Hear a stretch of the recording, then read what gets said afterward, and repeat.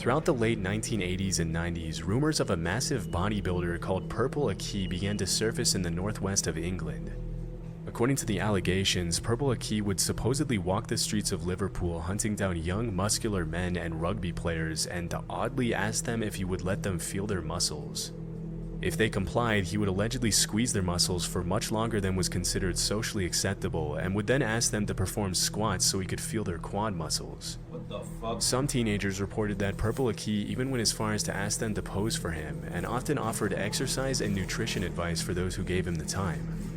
Because the rumors were so incredibly ridiculous, nobody really took them too seriously at first, and eventually the story of Purple Aki turned into an urban legend with crazy details being gradually added to the tale, including one where Purple Aki would allegedly swallow teenagers whole if they let him feel their muscles. Nah, y'all are just taking the piss. Nigga was just a gym enthusiast. He was like, how would I say it?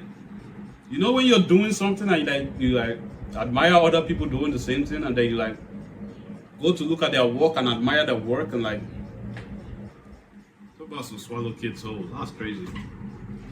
But as time went on, it became clear that Purple Aki wasn't just a made-up character created by bored teenagers looking to get some laugh from their friends, but a real person named Akinwole Arobic. Aki was often seen traveling across England by train carrying a plastic bag and asking young men if he could feel their muscles. Naturally, this made a lot of people uncomfortable, and it wasn't uncommon for Aki's face to be featured in local newspapers after several encounters with the law. Most of the accusations against him were related to his creepy behavior around teenage boys, but around 1986, the story of Purple Aki took a really dark turn. Oh, nah, Early man. that year, 16-year-old Gary Keller was walking home from school when he ran into Purple Aki, who immediately asked to feel his muscles. Freaked out by the weird request, Gary said no and ran away.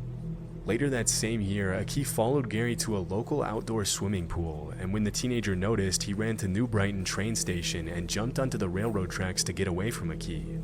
Sadly, the story ended in tragedy, as Gary was accidentally electrocuted by one of the rails. Oh no, Considering bro. the whole thing happened because Gary was being chased, Purple Aki was convicted of involuntary manslaughter, charged with harassing 14 different teenage boys, and sentenced to 2.5 years in prison. In 1988, Bro, nigga wasn't hurting anyone, bro. Just wanted to feel his muscles. And I always go back to that case. When nigga kidnapped 11 people and got how many years? 10 months? he filed an appeal